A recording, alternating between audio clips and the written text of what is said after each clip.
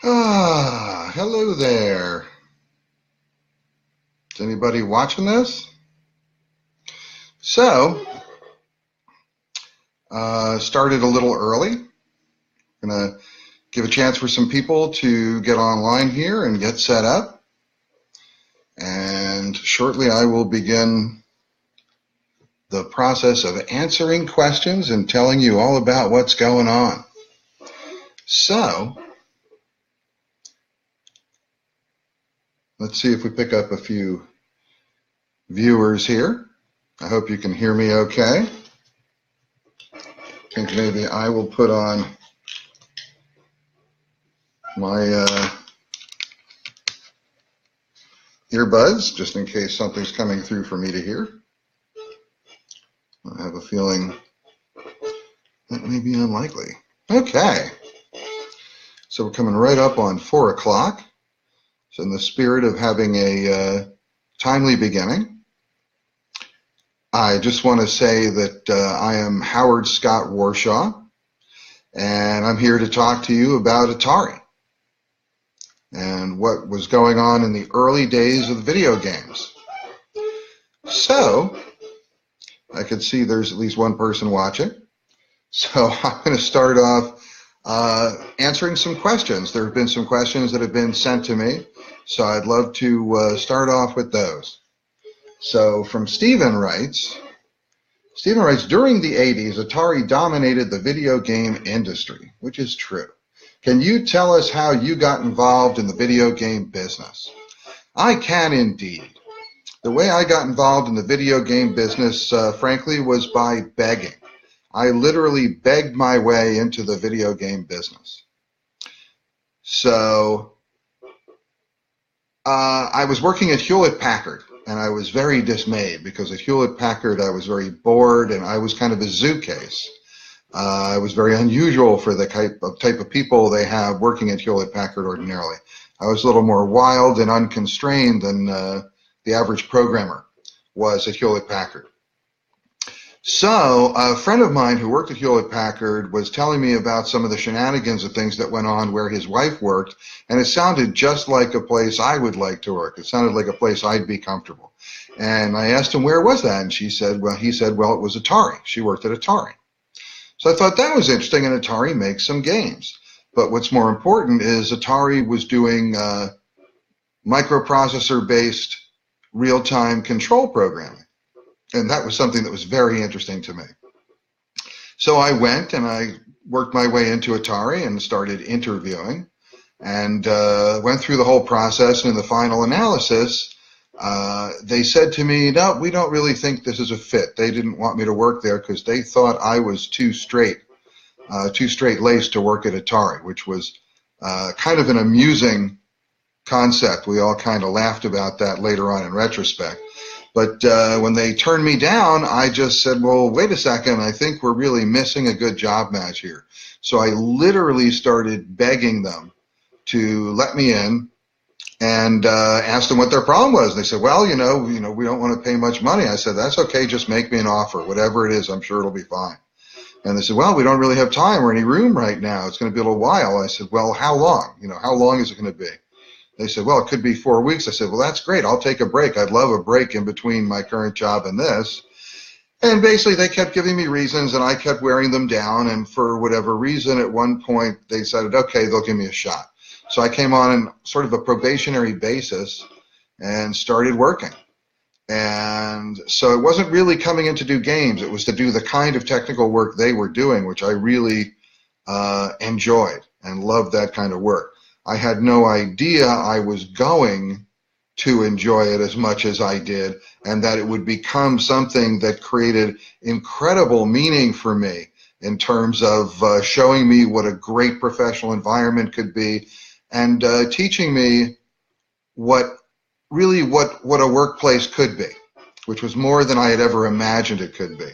So it's a pretty remarkable experience, and I'm still to this day extremely grateful I was there. What an amazing place to be. So that's how I came into the video game business. I literally begged my way in. Okay, so our next question is from Christian. who says, can you tell us about the culture working at Atari? Yeah, Atari was an intense place to work, and it was a fun place to work, and it was a culture of fun. It was a culture of fun in the sense that, the motto at Atari was we take fun seriously. And the idea was you work hard and you play hard. Nolan Bushnell was the one who coined this phrase originally. He said, you work hard and you play hard. That's what we did. And people worked incredibly hard because it was an amazing opportunity. We were defining a new medium. So you wanted pioneers. You wanted people who weren't afraid to venture into the unknown and explore and create and do things that nobody had done before. That's what being at Atari was like. But you also had people who invested a tremendous amount of energy and tension in the work they were doing. And so they needed ways to blow that steam off. And that also happened a lot at Atari. So the work hard, play hard thing really came true. And then there was a thing where they said, we take fun seriously. And some of the people in the game development rewrote that a little bit to say, we take fun intravenously. And that wasn't as well received by some of the management at times. But it was still a pretty cool place to be. And there was a lot of intense, wild stuff that went on. But the biggest thing that went on was actually defining and creating an entirely new medium and creating an interactive experience with television that no one had really ever experienced before, which was really cool. And we were so into it. So I would say that was the culture. Now let's move on to our next question is from Philip. Philip says, did you get to make the games as grand as you wanted, or did the technical limitations of the system at the time mean the games were more modest than you'd hoped? That's actually a really good question. It's a very insightful question. So let's see. Were the games as big as I'd hoped? Well, I didn't come into it dreaming of like enormous, elaborate games, so it really wasn't too bad. Because what the idea, for me at least, was to come in and see what I could do on the machine, not what I could do beyond the limits of the machine. But this machine was incredibly limited. It was a ridiculously limited environment.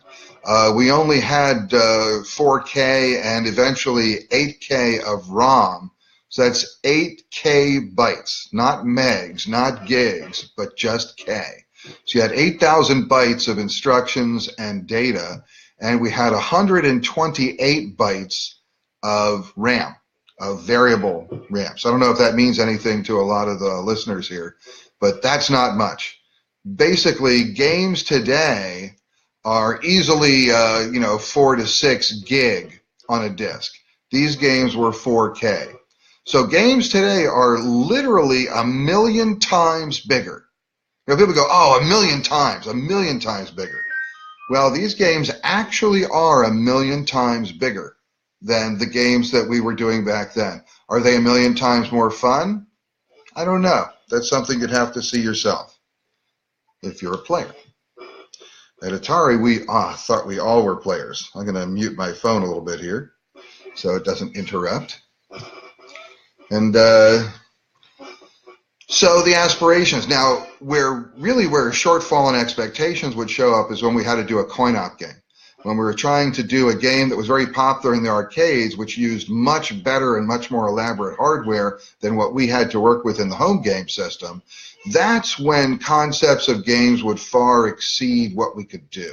And that was pretty frustrating, but I totally avoided doing coin-op conversions. In fact, the first game I ever did, Yars Revenge, was originally assigned as a coin-op conversion, and I decided it wouldn't work very well. It would be a disaster on the machine because it didn't translate well. So I talked to my manager, and he gave me the flexibility to do something else. So I took some of the basic pieces of that game, reorganized them, and reworked them in a way that I felt was appropriate for the 2600, for the machine I was working on. And that was the beginning of Yars Revenge, which went on to become one of the most popular games in history. For those of you who may or may not know, I did Yars Revenge, which is considered by many to be one of the best games on the VCS. And I also did E.T., which many people consider to be one of the worst games ever done on the VCS. So between those two games, I have the greatest range of any game designer in history. So that's pretty cool. At least I feel that's kind of cool. I have a question here from George Joseph, who says, do you still play games today? And if so, which games? I do play games. I still enjoy playing games. Games are cool. And but I must admit, I'm kind of Candy Crush and Soda Crush addict. I'm really kind of stuck on those games. I really enjoy them. They're a lot of fun. I play a lot of Sudoku, which isn't a video game per se, but I like to play it in video because it enhances the experience. My favorite game of all time, my favorite games of all time are mostly Eugene Jarvis games. So he did Defender and he did Robotron. And those are, I think, amazing all-time games. But what I think is the most significant game of all time may be Grand Theft Auto 3 in terms of a transition from 2D gaming to 3D/VR gaming. I think that will be a watershed moment, a milestone in historic transition of games. But there's a lot of games I've enjoyed playing over the years. A lot of them. Most of them I put down and don't come back to. But I'll tell you, that Candy Crush stuff is just really compelling to me. I really like that play. So another question I have here is Yars' Revenge was a groundbreaking game for the Atari 2600. I could not agree more. And video games overall. Did you ever imagine it would be such a cornerstone of pop culture? I never did imagine that. That's an interesting question. I never did imagine that Yars' Revenge would become a cultural thing. Although it was part of my dream. What I did understand and really conceptualize when I was creating Yars' Revenge was that I wanted to do a game that was a breakthrough game, something groundbreaking, something that held a tremendous number of firsts. I really wanted it to be a game that established standards and created standards. And so those were things I was shooting for, and it did do that. In terms of it being a cultural thing, there was one thing that came true, and there was one thing on my bucket list that I addressed with Yars' Revenge, and that was I always wanted to add a word to the English language. And Yars' Revenge actually gave me a chance to do that. I figured if I can make a game that becomes popular enough, the names of the characters and the elements of the game that I create will become part of the language. They'll become known terms to everyone. And so I thought long and hard when I was naming elements in Yars' Revenge, particularly when coming up with the Yars name itself. And because this was my chance. This was my chance to add something to the English language. So to the extent that people know what a Yar is, then I've achieved my dream of adding a nomenclature, creating a term that survives in English. And I don't think it's quite in the Oxford English Dictionary yet, but there is yet time. We're working on that. So I didn't know it would become any kind of cultural icon, just like I didn't know E.T. would achieve the infamy that it did. But I sure put everything into those games to make them a lasting entertainment experience, and that I did hope for and plan. And to some degree, that has come true, and that's an incredibly gratifying thing for me. I'm very proud of the fact of having created entertainment for literally millions of people. So we'll probably talk a little more on that theme later. Let's see. From John. John writes, oh, by the way, that last question was from Matthew. Sorry. I can't cite chapter and verse because they're not listed here. But John, however, says, looking back, what was your favorite memory working for Atari? Wow. Talk about a tough question. Talk about a tough question, because Atari was one of the most amazing experiences there ever was. I did an entire video documentary series just to express and process some of the things that I went through at Atari. It was such a significant experience. There were amazing highs and lows. I can tell you one of the greatest moments. Maybe I'll share a few. But one of the greatest moments that I experienced at Atari was at the CES in Chicago in June of 1982, when I was putting together a demo tape of Raiders of the Lost Ark that was to be shown to Steven Spielberg. And so I put together a demo tape where I just played through the game. I played through the whole game perfectly and narrated it while I was playing, which is probably the only time I've ever done that, ever been able to play through the game flawlessly. It just worked. They hooked me up to a video recording system, and they gave me a microphone, and I played through an entire game of Raiders of the Lost Ark. It took about 12 minutes. So you ever wondered how long does it take to explore everything and finish the game of Raiders of the Lost Ark? If you really know what you're doing and you're just running through the game, it takes about 12 and a half minutes. So I did that, and we recorded it and did some post-production on it a little bit. And then I took this videotape and I took it to Chicago. And in the Consumer Electronics Show in Chicago at the Atari booth, Steven Spielberg showed up at some point, and I was there, and it was time to watch the tape. So I got to play this tape that I had created of me playing the Raiders of the Lost Ark game as a demo for Steven Spielberg so he could assess the product that we had created for his movie.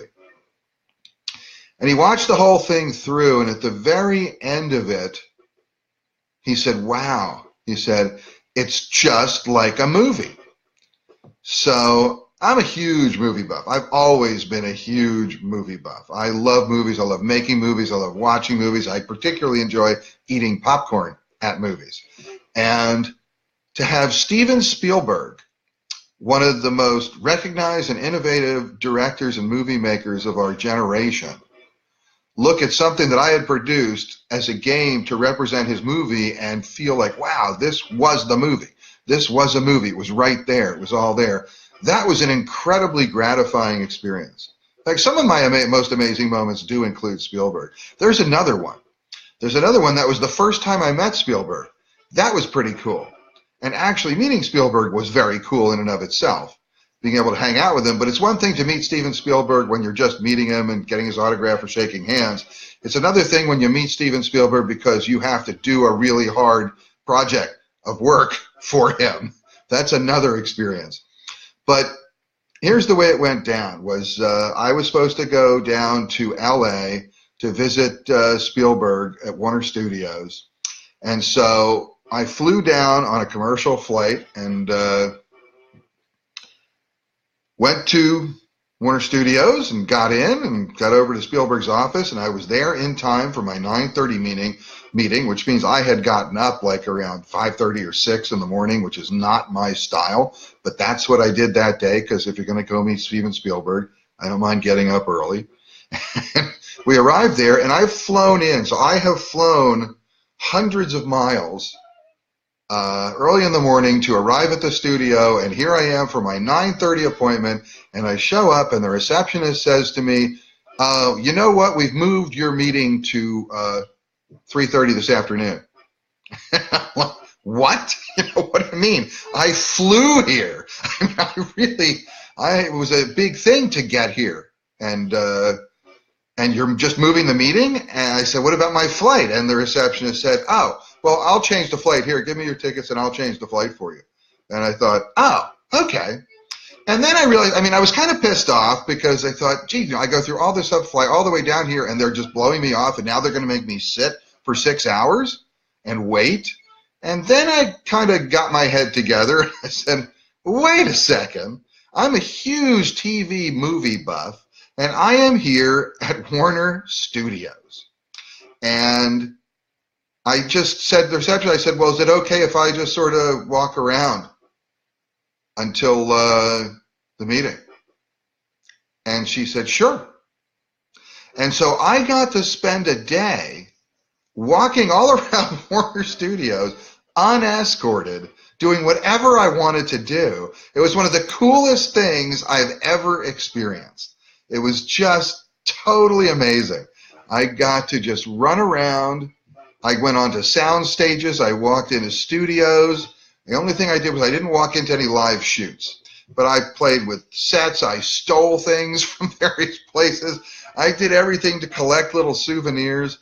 It was I got to eat in the commissary with all the people who were in costume for their various productions. it was definitely one of the coolest days of my entire life, and it only happened because I worked for Atari, and I was up for doing the Raiders game. Then there was the actual meeting with Spielberg, which also was very cool. Because here's one of the things that happened was I ended up getting quote of the month in Games magazine in 1982 for calling Steven Spielberg an alien. I actually called Steven Spielberg an alien and got quote of the month for it. And here's how that goes, because I was there, I was demoing Yars Revenge for him, and I was under consideration. The reason I was there for this meeting was because Spielberg was going to talk to me and see if I was someone he wanted to do the Raiders of the Lost Ark game.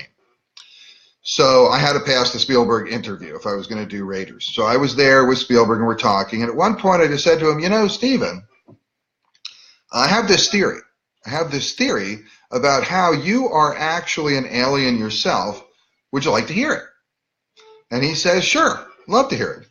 So I said, okay, and I laid out this whole idea, which really was the idea that I had, which was that if the aliens were going to contact us, if we were going to meet the aliens, they weren't going to just show up, you know, and land on the Earth one day like the day the Earth stood still. What they were going to do was they would learn about us. They would send a landing team, an advanced team, down to research us, figure out what's going on Earth, and also to culturalize us, to prepare us to meet them in a friendly fashion.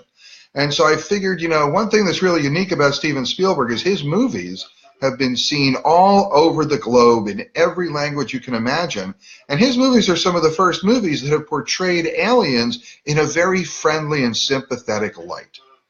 So what I told him was, I figure what's going on is you're part of this advanced team. You're part of this advanced team that is coming to Earth to get us ready to meet the aliens. And Spielberg is the production arm of the team. He makes the movies. And then his marketing people are the ones who make sure that they get seen all over the globe in every language by every culture. So everyone is ready so that when we meet the aliens, we don't feel the need to shoot them right away. Right? There's some hope of actually establishing a rapport or some sort of cordial engagement. And so I told him that was what I thought. I said, good job, because it seems like you're doing really well with this. And I'm hoping that we get to meet the aliens real soon. In fact, on some levels, I felt like I was meeting the aliens in advance. And Spielberg loved that. He told Games Magazine about that, had them call me to get the quote. And that's how I wound up with Quote of the Month in Games Magazine, because I interviewed Steven Spielberg and called him an alien. So that's kind of a cool story. So in terms of most amazing days I've had at Atari, there's one. There were some amazing days of getting big checks and seeing that when they started to do royalties and things like that. Those were pretty cool days. There are also some fun days. We used to get these remote control cars and play Demolition Derby in the parking lots with the RC cars. That was pretty cool. There were some fun days like that. But I would say going to the studios and meeting Spielberg and getting to hang out all day and then calling Spielberg an alien, that was definitely one of my best days at Atari. That was really something. Good question.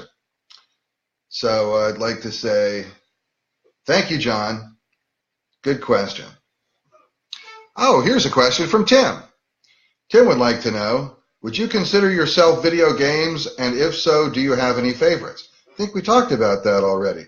I think you need to, would you consider yourself to be a player of video games? Are you still into video games? And do I have favorites? Sure I do. We all have favorites. Favorites is what this world is all about. And, as I said, Defender, Robotron, Millipede. Millipede's a fabulous game. I was a big fan of Millipede. In fact, when I was at Atari, I had a thing I called my video triathlon, and that's how I started every day. So, and this is all documented in my documentary, Once Upon Atari. You can always go to onceuponatari.com, or you can email me directly and order if you want it autographed, you can order it from me directly, and I can get you. This is a documentary series, Once Upon Atari, that I put together. That is all the people. It's done entirely by people who actually worked on VCS games at Atari, and it's one of the only pieces of media that's an actual picture of what really happened behind the scenes at Atari, which was very different from what a lot of people thought was going on. But when I would go into work, one of the first things I would do is head for the game room, and I would have what I would call my video triathlon.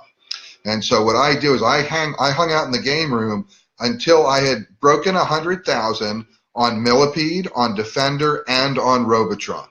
And I would be in there until I had done that. So some days I was there maybe 20, 25 minutes. There were days where I was there an hour, hour and a half, days where I was really having trouble getting in sync with the games. That was kind of tough, but not too bad. And that's how I'd start a day. I'd start a day with the video triathlon. So Defender, Robotron, Millipede, 3 of my favorite all-time games. 3 of what I think are the best designed, well-balanced, really well-done games. Really like them. So I think that pretty much covers my favorites. And let's see. If you could own video game to pass down to future generations. This is from Keith. If you could only own video game, I think it means if you could only own one video game to pass down to future generations of gamers, which one would it be? If I could only have one game. I mean, Defender comes to mind as the game that really just is so deep and has so much going on. It's really well done. Grand Theft Auto 3. Grand Theft Auto 3 is a very interesting case because it's a combination of the best game design and the worst theming, the most hateful, unfortunate theming that there's ever been in a game. It's just very trashy, but the actual game play itself, the way the game is designed and put together and how it's done is really amazingly good. It's a huge innovation in design, and the people who made that were brilliant. So Grand Theft Auto 3 is a much later generation game. So if 2600 era games, I would go with your Defender, with your Millipede. When we talk about later generation games, I think Grand Theft Auto, both Grand Theft Auto 3 and to a large extent Vice City. Those were amazing landmark games in the development of gaming.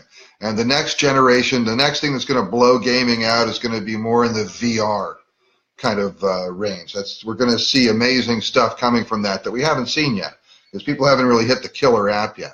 That's the thing about breakthrough technology. When you have new kinds of media, whenever you have a new medium, it's a very interesting thing. I've always found it interesting to say that the first thing people do in a new medium is they replicate whatever worked in the last medium. They just reproduce the new stuff. The first radio shows were just vaudeville routines, right? First TV shows were like radio shows where you could just see the people talking. And it takes a while for people to realize what they can do in a new medium. So in video games, one of the first things people did was replicate some common games people were already aware of, like ping pong. Okay, and even doing board games, Monopoly, things like that. People do those in video. But it took a little while to start to realize what you can do in a video game that you can't do anywhere else. And Adventure comes to mind as a game that was an amazingly breakthrough and genre-defining kind of piece of work. Warren Robinette did an amazing job with that. So there's that. And let's see. Yep, so creating a new medium when things break up. VR is still a new medium. People don't really know what to do with VR yet. They haven't come up with the killer app for VR yet. When they do, it's going to be amazing. It's going to be pretty intense. I think that's where the future stuff that's coming on isn't going to be standard video gaming like we think of. It's going to be something really new in terms of the immersive experience, play experience sort of thing. And it's going to be awesome. Will I contribute to it? I don't know yet. I might. We'll see. From Michael, you had such a massive influence in the gaming industry. How does it feel to have such a positive impact on a generation of kids? Well, I got to say, Michael, I really appreciate the sentiment of this question. I like where you're going with it.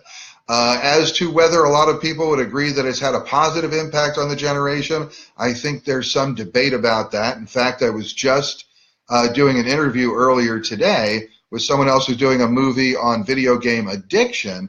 And since I'm also a therapist, I'm a psychotherapist now, I'm no longer focusing on technology in terms of creating technology. I am now focusing on the impact and effects of technology. And so some people would say it might have had a somewhat deleterious effect on the generation, but it had impact. And I'm very proud. What I'm proud of with games is to have been able to reach out and create entertainment for people, for millions of people. Because as a teen, way back in the dark ages before video games existed, which is where the world was when I was a teen, I was bored a lot. And for me, boredom was a very painful experience. It wasn't just dull, it was painful. I really hated to be bored. And I wasn't aware enough to just not be bored at all, ever, which I kind of am now. Now I'm rarely bored. But I was bored a lot as a teen, and I really hated that. So when I was making video games, it was very clear to me, it was very clear in my mind what my goal was. And my goal was to prevent teens now from having to go through the same kind of painful boredom that I went through as a teen. I wanted to make games that were sufficiently entertaining and sufficiently engaging that it would keep people from suffering boredom.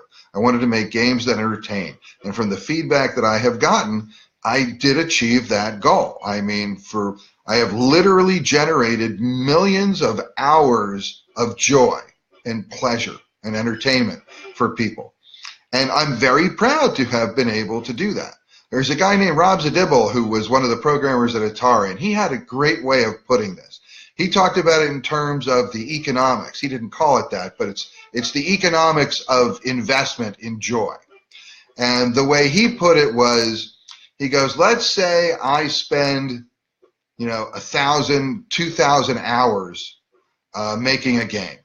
And that game generates millions of hours of entertainment for people all over the world.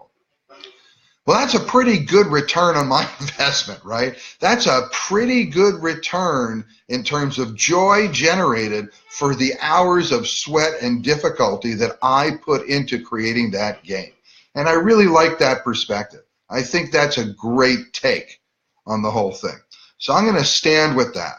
I'm going to go with, I'm very proud to have gotten a very good, joyous return on my sweat investment in creating video games, because making games is not necessarily fun. It's interesting, it's challenging, it's intriguing, but it isn't always fun. Sometimes it's really tough work. And sometimes you have something you need to do, you want to do because you know it'd be super cool and you feel like you can't do it. And that's a hard place to be. It's hard to have a concept I can't deliver, at least for me it is. And games would force you into that place and make you really strive and really work and really try to turn over every rock and see what's under there to see if you could find the magic answer that would get through to delivering the concept that you felt would be really solid. And Yars Revenge, I feel like I really got that done. I really felt like I put something together there that reached a lot of people, touched a lot of people, and entertained a lot of people. So it's one of the 7 deadlies I know, but I'm very proud of that fact. And I'll stand by that. So thank you, Michael. I like that. So Joseph says, in 2011, you received a Master of Arts degree in counseling psychology from John F. Kennedy University. That is true. You then became a licensed psychotherapist in California. This too is true. What was your inspiration for choosing this career path? Well, that is a very insightful question, Joseph. Let me tell you about that. How do you feel about the fact that I've become a therapist? My whole life, I've really thought of becoming a therapist. I didn't think actively of becoming a therapist until I actually did it, obviously. But when I was 17 years old, a good friend of mine, Mark Stamer, and me, we were going to invent our own personality theory. I was that into it then. I was very into psychology and personality theory and observation and seeing. The question of why do people do what they do has always occupied me. It's always fascinated me, and it's something that's always drawn my attention. Whatever else I was doing, and I have done all kinds of things. I've had 4 or 5 careers in different areas, but everywhere I've gone my whole life, why people do what they do, especially when you see something that seems odd or non sequitur, when you see someone do a weird thing, why did that happen? What went on in their head that made them think this was the time to do this? That's always been an interesting question for me. The reason I started when I did, because I was originally interested in that. When I went to college, I let go of psychology. I went into economics and business at first, and then I added mathematics, and then I got into computers, and then just went way into computers. My first master's degree is in computer engineering. And I got that, and then I started working in computers, and I went through a filmmaking career and a real estate broker's thing for a little while, which I hated, but I tried it. And I did some photography. I've done a bunch of writing. I've written several books, which you could look up online, one of which is Conquering College. That's one of the things, my college career, I did that in 3 years. I got my bachelor's in 3 years with 2 majors and a minor, and then I got my master's in 1 year. So in 4 years, I got 2 degrees, including 1 advanced degree in 3 different subjects. I did all of that in 4 years. And then I went on to conquer the video game industry and eventually destroy the video game industry, if you believe the people who talk about E.T. But the book Conquering College, which is available as an ebook now for sure, and I also have a lot of copies in my garage, that's a book that I wrote that explained my system of how to do well in college, because I wasn't a very good high school student. I just needed to figure out a way to do it in college. So I did that, and I wrote a book about it called Conquering College. So if you're interested in that, that's available. But becoming a therapist in 2004, 2005, I had finished making a documentary called Vice and Consent. And then I didn't really know what I wanted to do next. I liked the idea of video production. It was okay. It wasn't completely grabbing me, but it was pretty cool. But it was hard to make a living. It's very hard to make a living in film. So I was thinking what to do. I was going to get back into tech, which is where I've always gone back to when I needed to eat. And somebody said to me, what do you want to do? I said, well, I'm trying to get back into tech. That's not what you're trying to do. What do you want to do? If you could do anything, if it didn't matter, if there was no restrictions, what would you want to do? And I instantly answered, I want to be a therapist. And they said, well, why don't you just look into what it takes to do that? So I did. I started to look at it. And it's like, and I was having trouble getting into tech. I kept applying to places. No one was interested in me. It was like I rusted. It was like people thought suddenly I completely lost all my tech chops, and what are you doing? And how could I get in? And there was like no interest. For some reason, the moment I decided to become a therapist and started looking into it and started taking prep courses and doing things to move in that direction, suddenly things started to open up that would facilitate this journey. Suddenly tech companies were reaching out to me to bring me in and find something. It was very interesting. And so I did get a job back in tech, which was funding my education. And then that job blew up.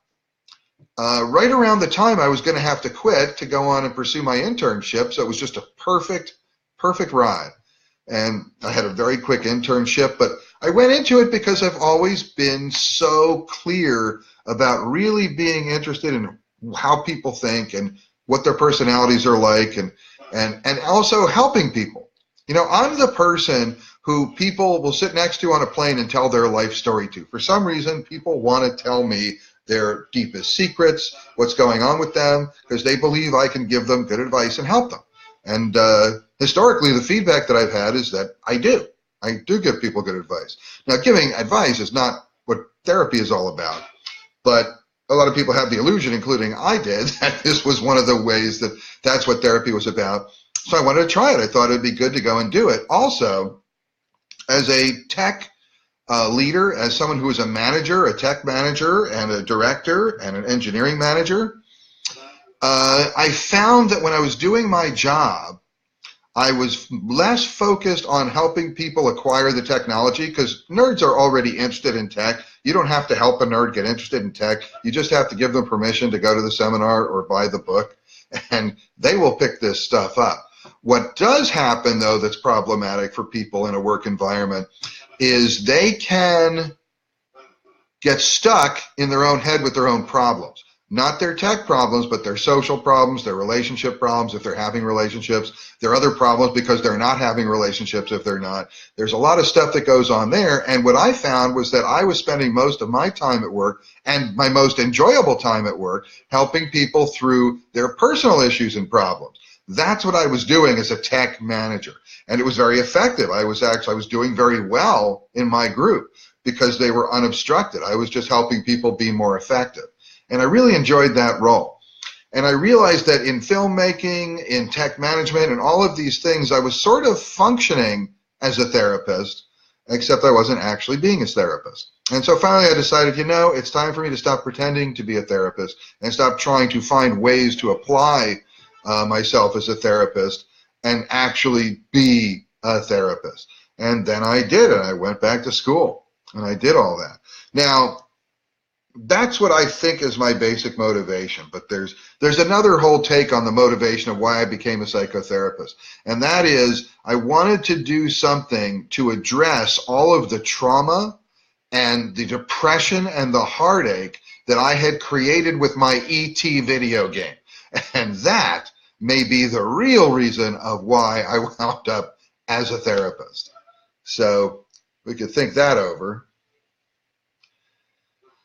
So, oh look, somebody has posted the Once Upon Atari video story of Atari link.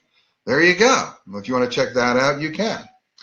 So there's one other question I have on my pre-screened original list of questions, and that is, what is on your radar screen for the near future?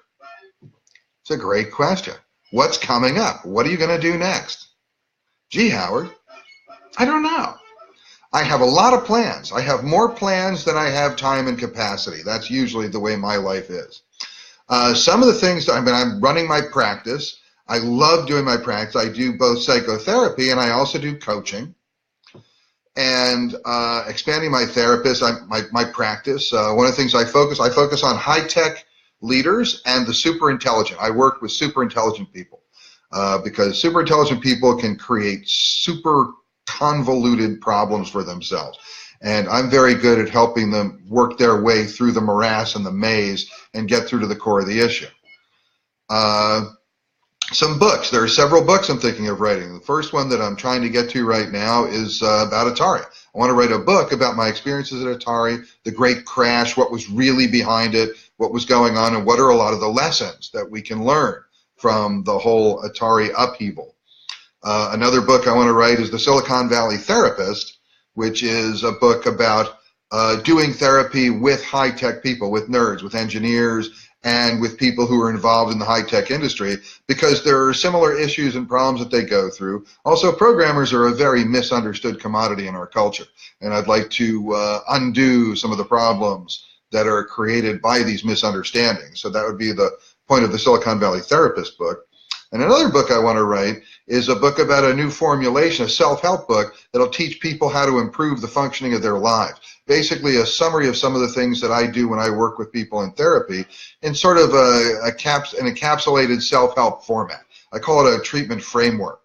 I wouldn't call it a personality theory, I'm not quite there, but it's a framework, a way of looking at charting and analyzing your life's progress, where you are and how you're doing, with very specific instructions about how to take some steps in better directions and improve what's going on in your life. We can all do with a little of that, I think. And I think I can present that in a pretty amusing and entertaining way, and yet convey the important information I'd like to get through. That's my philosophy in life. You know, one of the key things in life for me is the idea of passing on good, solid, valuable information in a fun way that's palatable, that makes people digest it more fully, more completely. I like that idea very much, so I want to keep living that and keep putting out materials, books, videos, whatever, that promote better functioning for people and get them going. So that pretty much covers what's going on in the very near future. So I'm seeing a few other things over here on the side. So let's take a look at some of the interactive stuff that's going on. So let's see. When developing games for Atari, did you feel like there were limitations to what you could accomplish because of the technology? Ah, Philip, wasn't that the question that we went? Was there a there it is. Philip, you were the number 3 question in the first place. Were you late to the party? Did you miss that answer? We could talk about that. There were limitations. It was an extremely limited hardware. The game system that we were working on was one of the first ones, and it was like the baby one. And it was amazing the things you couldn't do, but it was also pretty remarkable the things we could do with it. And I'm not a person who I believe it's a poor craftsman who blames his tools, right? I'm not someone who complains about the limitations of what we've got. What I'm about is just working within the scope of what I have and doing something bigger than people thought could be done. That's what I like to do. So this was a perfect framework for me. There were many people who were disappointed. There were a lot of people who go, oh, if I only had one more player. Oh, if I only had this. Oh, if we could only do this. And there was a lot of that kind of thinking. Well, whatever. We don't have that. I was sort of into, well, what could we do with what we have that would just be cooler, bigger, brighter, fancier, and more fun, frankly, than where we were. That's where I was. So I didn't feel quite as constrained by the limitation of the machine as a lot of other people did, but a lot of people really did. Do you still have your original Atari console? There's a good question. I have an Atari console, and it does not work. I've used it here and there. It doesn't work anymore, but I did buy one of the flashback joysticks that has Yars' Revenge on it, and that works. It's not quite the same, but I can still play the games. But I don't actually have it. I didn't retain a lot of stuff. There were a lot of little pieces of stuff I could have retained and probably could have done very well with in auctions and things like that if I would have held on to a lot of that stuff, but I didn't. For some reason, for me, some people really like to document their lives. Some people like to save a bunch of stuff as they go through life and hang on to stuff. I'm not very good at throwing things away. I mean, my wife would really laugh at this because I'm not very good at throwing things away, so I have stuff kind of laying around that doesn't need to be there, but I don't actively archive and save a lot of stuff. That's not really who I am. What I've always tried, I'm always focused on what I'm going to do next and where are we going with this and the doing of it. The saving of it or the archiving of it, I don't really get involved with that. My philosophy has been to try and lead the kind of life that other people want to document so I can have a record of my life, but I don't have to waste time doing it. So that's my philosophy. So you can imagine when the movie Atari Game Over came out on Netflix, I don't know how many of you have seen that. I would hope some of you have seen it. If you haven't, go and take a look. It's a very interesting movie done by some A-list Hollywood people. There are Emmy winners and Oscar winners involved in the production of this movie. And they did a great job telling the story of the E.T. carts buried in the desert and are they really there and the exploration to find them. But it also tells the story of what really happened at Atari and the rise and fall and a lot of what happened to me along the way. So the fact that I became one of the principal subjects of an actual documentary makes me feel that I have been somewhat successful in my goal of living a life that's interesting enough that other people will document. So another bucket list item checked off. Let's see, here's another one from George Joseph. Compared to the Atari days, do you think the games of today are any fun? Yes, I do. I think there are some games of today that are fun, but like in any era, the cream rises to the top, right? You always see a few things that last in any medium from any generation because they're great. And what's funny is when you go looking back on things, like you look back, you talk about old movies. They don't make movies like they used to. Oh, thank God they don't make movies like they used to. Making movies used to be a horrible, horrible process. But they managed to make a few good movies. And when people think of the movies of the olden days, what they think of are the great movies that have survived for decades and decades because they were great movies that told great fundamental human stories and conflicts. And those tales, that lore, survives and it goes on. What they don't talk about is for every one of those films, there are 500 to 1,000 crappy movies that were just spit out and sent just to churn people in the afternoons for a nickel apiece. And a lot of those movies we don't see. Those are gone because who cares? They were crappy movies. You know, you in any field of endeavor, any creative endeavor, you're going to have a few good things and a lot of crappy things. And that's the way production goes. It's hard enough just to make something, to meet the technical requirements for making something. To do all that and then make something that's enjoyable, that's really fun, that's hard. That's hard to do. And so you look around today and we're seeing all the stuff that's out there now, and you see every once in a while there's a gem. There's a good game here, there's a good movie there, there's a good book there. But there are lots of other games, books, and movies that are produced that aren't that good. So there are definitely fun games that are out there today. And they're surrounded by a lot of other games that aren't quite as fun, you know, like in any other medium. So that's my take on that. Is there any game you wanted to do but just couldn't pull it off?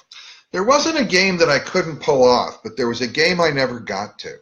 And that's Keith Drake asked that question. It's a great question. And here's the thing. I'm still thinking of making this game. There's a game that I had that was actually, it was a Yars Revenge sequel. It was a design that I made for a Yars Revenge sequel. And that game still, it was a full gameplay that I had designed and created many years ago. I've still never seen that gameplay anywhere. I think it would be a fun, fast, frenetic type of gameplay, which is what I like in a game. And so I make it, there's people they call homebrews who still make 2600 games. And although you don't have to have a 2600 to play them, you can play them on a lot of systems with emulators. But there are people who are still doing that kind of work. And I'm thinking I'm going to team up with one of those people sometime in the not-too-distant future and get this game made, because I think it's about time this game was actually produced. And when it is, I'll let you know about it, because it's going to be if you like Yars Revenge, if you're familiar with Yars Revenge, if you enjoyed playing that game, you will really dig playing this game, guaranteed. So that's what I'm thinking of in terms of maybe making a game. But I'm not going to do the coding on it, because coding has lost its considerable power to charm me. I am much more interested in working on people than code at this point. Let's see. Here's one. Saw the logo in Blade Runner 2049. Is Atari planning something big? Atari's always planning something big. They just don't always execute. So, also, Atari is a confusing term these days. When I worked at Atari, it was Atari. Nowadays, Atari is just a collection of rights.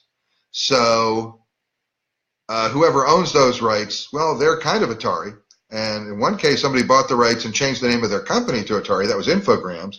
But they're kind of dead now, and the rights have since moved on. You never know where it's going to go next. So did you get a kick out of seeing Yars Revenge in an episode of The Walking Dead? Keith Drake comes back again. Did they have to ask permission? Well, they didn't have to ask permission of me, because I don't own the rights to Yars Revenge. I created Yars Revenge as a work for hire for Atari. So Atari owned the rights to it, and whoever owns the rights to Atari's library, that's who owns the rights to it. I did get a kick out of seeing Yars Revenge in the episode of The Walking Dead, though. And the thing that really tickled me was not just seeing Yars Revenge, because believe it or not, I have seen Yars Revenge, or at least the sound effects from Yars Revenge, in a number of movies. The first time was a long, long time ago in the movie Airplane 2. Airplane 2 uses the sound effects from Yars Revenge in a scene in the control room where there looks like they're reading a radar, but then they open it up and it's actually a washing machine. And during that sequence, I believe they used the sounds from Yars Revenge. So I've seen those in movies before. But the thing about Walking Dead was they really knew what they were talking about. They didn't just show the game and have people doing extraneous other stuff. The people in Walking Dead actually were talking accurately and specifically about Yars Revenge, the details of the game and what was going on in the game, and they really understood what they were talking about. That impressed the crap out of me. I thought that was very cool. So, yes, I got a huge kick out of it. So thank you, Keith. That's a good one. George Joseph, do you still talk to your former colleagues at Atari? Not only do I still talk to them, I spent last weekend with them. This last weekend was the Portland Retro Gaming Expo, which is where 2,600 programmers go to hang out during the day and sort of schmooze each other at night and have a very good time. And that's what we did. If you ever want to see a bunch of 2,600 programmers, classic gaming programmers, people who were there in the day making the stuff, go to the Portland Retro Gaming Expo. It's usually in mid-October or so, surprisingly enough, in Portland every year. And that's a really nice show. And, you hear people talk, you get a lot of good perspective on it, and you'll get to see a lot of people who were really there doing it. And it's a lot of fun for me to get together with those people again. And there are a few people who I do get together with on a regular basis and talk with, though that circle's getting smaller. On a sad note, a guy named Jerome Demurit, who was a very close friend of mine for, over 35 years. I met him at Atari. And he was my graphic designer. He did all the animations for, he did the Indiana Jones animation for Raiders. He did all the graphics in E.T. He died last year, and this is the thing that happens as you get older. The crowd gets thinner, and it's starting to happen. So classic gamers are starting to become ossified. So that's a process that's going on. And Jerome is one who started it. And thank you for the sad note. But it's tough, but that's the way it goes. Interestingly, Jerome was a guy who was always fascinated about getting to the other side to see if he could find a way to communicate back. And a little while before he died, he was working on a story about Steve Jobs. And his take on Steve Jobs was the idea that what Steve Jobs did was he had to die early-ish because he needed to get over to the other side, because the next iPhone rev was going to have a way of connecting with the afterlife, and he had to do the tech for the other side to connect with it. He'd already planted the seeds on this side with the iPhones. So that's where Jerome's head was kind of at. So he's probably working on that design team right now. And so I kind of like that concept of him. So there you go, Jerome. I miss him. He's a cool dude. So what else have we got?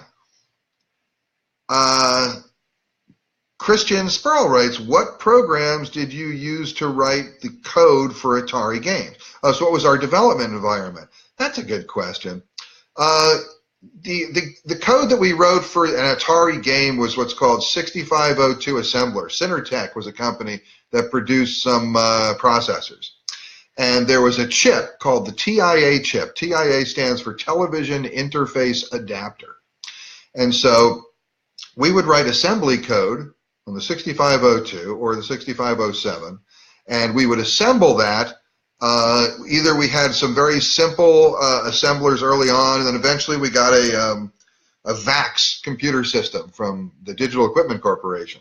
And we would assemble things on there, which means we would give that the code, and it would produce the actual machine instructions that we would then download into an emulator, a black box, that could act exactly like a VCS system, only you could interrupt it and you could watch some of the stuff that went through it, and that's how we'd work on the games. So we'd write the assembly code, and then we would download that code into this black box, and then we would debug the games, and that was development. That's what we did. So I hope that's clear and not too nerdified. But let's see. Oh, Keith Drake asks, any Atari games that were shelved due to being a little too adult? That's an interesting question. I don't think that ever happened at Atari, because that's just not where people were at. But it was true that in the day, what we used to do was there were game companies that were trying to put out X-rated games. Right, there was, I forget the name of the group, but there were some X-rated games. There was Custer's Revenge and Beat 'em and Eat 'em and stuff like that. There were a number of games. I was actually approached by several of the people who were making the X-rated games to do some games, but there was no way that was going to work, because these people were not interested in quality product. These people were interested in someone who for very little money would sleaze something out that they could market as a dirty game to play. And that's the way that went. So you got some crappy games that were X-rated that came out that weren't done by any of the premier programmers because they didn't really want to pay money. They approached me, and I gave them a price, a target price for doing a game, and they were suddenly very uninterested in doing the game with me. So they found other people. So, but that didn't really happen at Atari. Atari was never even trying to move in that direction. Here's Ronnie Gaskill says, is there any plans for a Yars Revenge for the modern day consoles? You never know. Nobody's talked to me about it. There was a Yars Revenge that came out on the PS3, I believe, and the Xbox, and it was crappy. And those people never talked to me. They did it. They put this game out. They never talked to me about the game, and they made a game that, in my opinion, totally violates the basic precepts of Yars Revenge, the things that make Yars Revenge Yars. And so I wasn't really crazy about that. And the game didn't do very well, and I was okay with that because it didn't really make much sense what they were doing.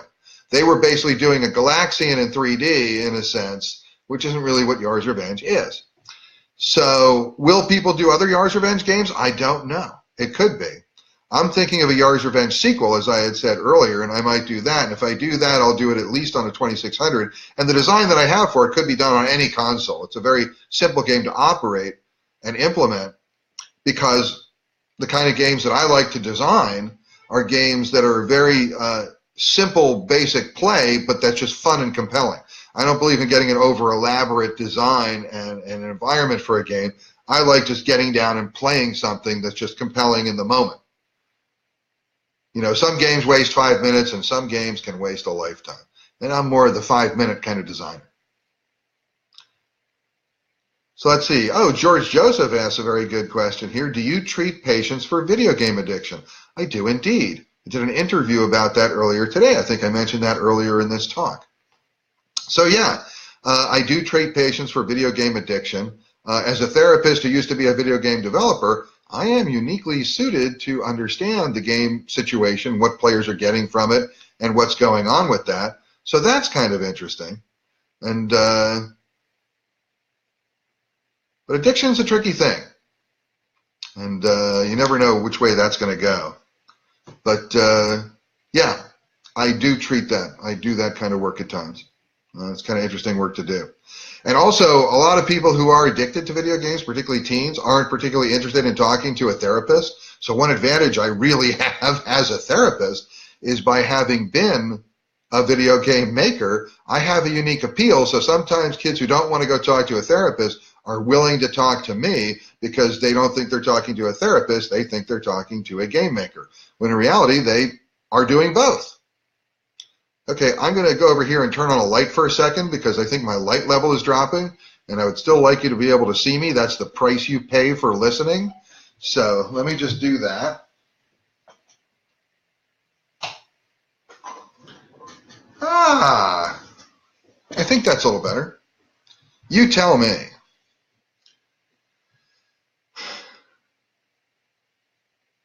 Okay, Philip Joseph Lopresti, if I'm getting that right, wants to know, did you ever consider redoing Yars Revenge once the console capabilities got exponentially better? That's a good question. I'm not a redo kind of guy. When I finished Yars Revenge, I did have some moments of thinking, you know, if I were to enhance the game, if I were to improve on that game, here's what I would do. And I have 2 or 3 ideas of things I would add to enhance the Yars Revenge play experience. But it's not to the point where I would want to go back and do that. But doing a Yars Revenge sequel, which is a different game entirely, that I'm thinking of doing. So redoing it, like people ask me a lot about, would you redo E.T.? Would you go back and fix E.T. and do that? And what's funny is other people have already done that. E.T. has already been revisited, recoded, and redone in ways that trimmed off some of the issues and problems that most people found in dealing with it. So that's kind of interesting. But no, I don't really think of redoing it. I do think of creating new products, though. Let's see. Okay, George Joseph wants to know, do you see classic video gaming making a comeback? Another good question. So here's the thing. What I see making a comeback is small, handheld, one-person capable development. That's making a comeback. Video games have gone full circle. And here's what I mean by that. Games originally were very simple, one-screeners with basic action principles. How high is up? You just keep playing until, you die, essentially. A game doesn't have the sufficient scope to have a goal at the end. With the exception of adventure, or something like Raiders of the Lost Ark, most games you just play and play and play, and you just try to do better each time. And it's a very simple thing. So that's where games were. Then consoles got bigger, and development teams got bigger. And it took more and more and more people and resources and money and time to create a game. And the idea of a person creating a game got lost. Back at Atari, it was a work of authorship. One person, one game, and it was beautiful. That was a fabulous thing to do. Collaborative development is fine also, but it's not the same thing. And for some people, being a collaborator is really where you want to be. And for some people, being an auteur, that's where you want to be. And I'm much more the auteur type in general. And so for me, it was a beautiful thing to be able to really make my game and do it that way. And collaborating didn't have the juice that I liked from where that was. And that's what got lost. As console games got bigger and bigger and bigger, it went way beyond the scope of what a person could do. And so the idea of a simple game that one person sits down and creates disappeared for a while. And then, smartphones and handheld devices started to come about. And suddenly there was a reawakening. I'm not talking about like Game Boy and stuff like that, because those were still pretty involved games. But now with phone apps and things like that, the idea of a single developer being able to take a simple gameplay and just put that together and put it out for you, that's back. And that's what I mean by games have come full circle. They've branched off. It was getting bigger and bigger and bigger and monolithic and too huge, and that's still there. But a branch has cycled off and swept all the way back around, and now it's come back around to this idea of you can still have one person with a good concept make a fun game that anyone can play. And I really like that. Games have come full circle in that sense. So yes, I do believe that, classic gaming is making a comeback in that regard. Just like I've come full circle, there's a way I think that I have come full circle in the sense that I feel like I used to merely entertain nerds with my games, and now I actually make their lives better.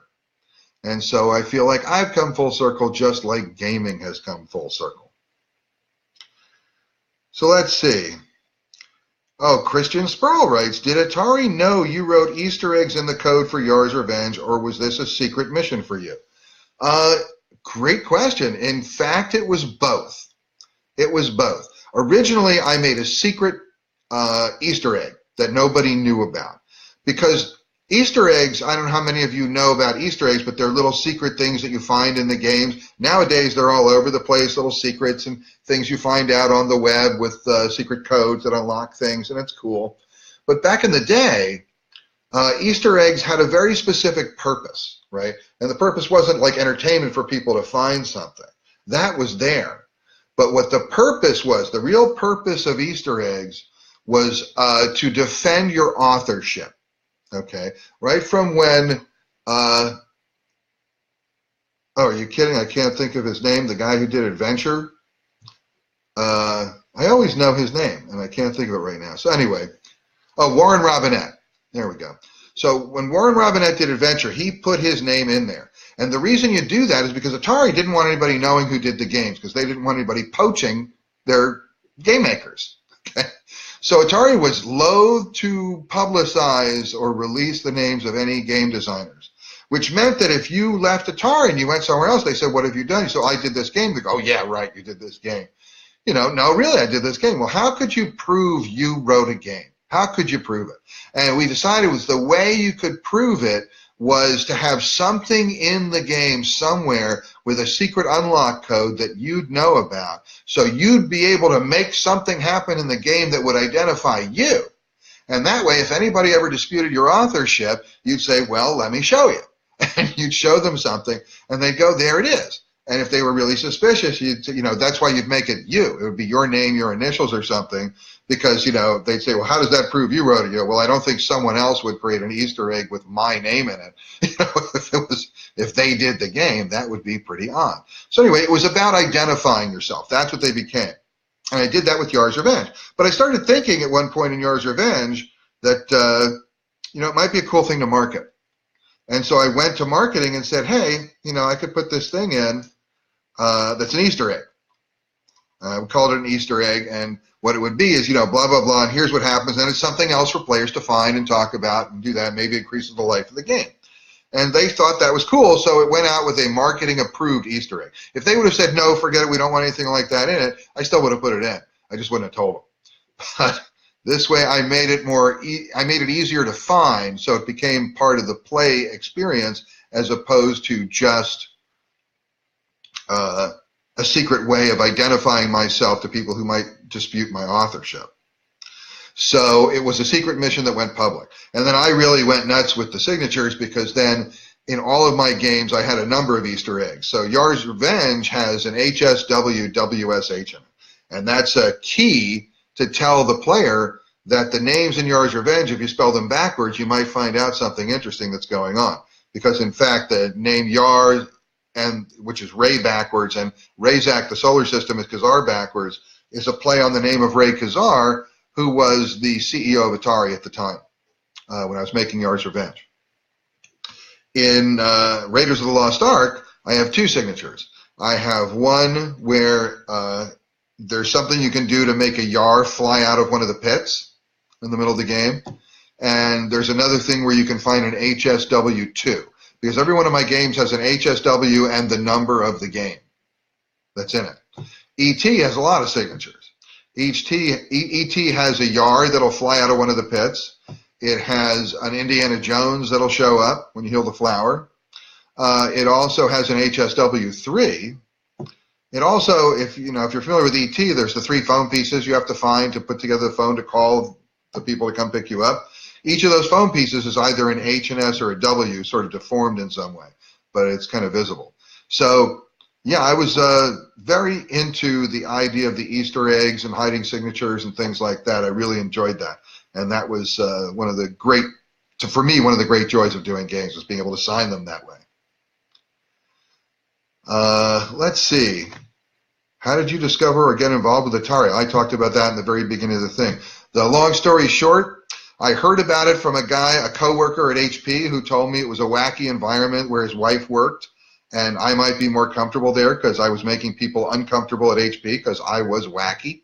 And then actually I went, interviewed, and basically I had to beg my way into Atari. They didn't want to hire me because they didn't think I'd fit in, even though I turned out to be one of the prototypical characters of the whole environment. They couldn't see that initially. But I begged my way in, and they honored my request, and I got there. So let's see. Here's something from Philip Joseph Lopresti. If there was a fictional movie made with you about the Atari days, who do you think should play you? Oh, well, I'm tempted to say Madonna, but I don't really think that's accurate. Probably Jack Black would do a really good job with it. I'd like to think George Clooney would be a good fit, but, maybe they'll bring Don Knotts back.